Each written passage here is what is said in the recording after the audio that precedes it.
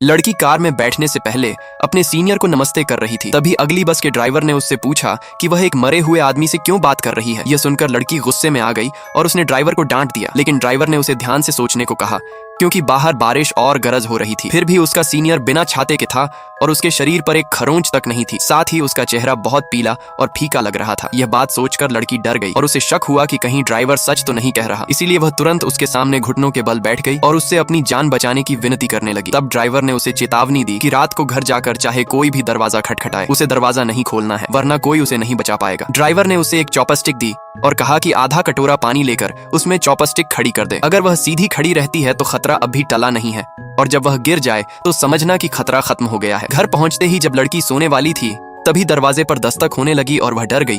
उसे ड्राइवर की बात याद आई तो वह रसोई में गई, आधा कटोरा पानी भरा और चॉपस्टिक को बीच में खड़ा कर दिया। तभी उसने देखा कि चॉपस्टिक सच में सीधी खड़ी हो गई। उसी समय दरवाजे पर दस्तक और तेज हो गई। लड़की धीरे से दरवाजे के पास गई और झिड़ी से देखा तो उसे अपनी सबसे अच्छी दोस्त दिखाई दी, लेकिन फिर भी उसने दरवाजा नहीं खोला क्योंकि उसे याद था कि जो दिख रहा है वह असली नहीं है। और इस तरह उसने पूरी रात डर में गुजार दी, लेकिन सुरक्षित रही। अगली सुबह उसने अपनी दोस्त को फोन करके पूछा कि क्या वह रात को उसके घर आई थी, लेकिन दोस्त ने मना कर दिया। यह सुनकर लड़की घबरा गई और उसे यकीन हो गया कि ड्राइवर सच कह रहा था। इसलिए वह अपनी दोस्त को लेकर ड्राइवर को ढूंढने निकल गई ताकि उससे मदद मांग सके। लेकिन वहां पहुंचकर उसे पता चला कि कुछ दिन पहले एक 22 साल के ड्राइवर का एक्सीडेंट हो चुका था और उसकी मौत हो गई थी। यह सुनकर लड़की हैरान रह गई और समझ गई कि जो कुछ हुआ वह सामान्य नहीं था। इसके बाद उसके आसपास अजीब घटनाएं होने लगीं और उसे महसूस हुआ कि मामला बहुत गंभीर है। तभी उसकी मुलाकात एक सीनियर से हुई जिसने बताया कि वह फेंग शुई जानता है और लड़की के चेहरे को देखकर समझ गया कि उस पर कुछ बुरा असर है। उसने लड़की से पूरी घटना बताने को कहा और मदद करने का वादा किया। लड़की ने उस पर भरोसा किया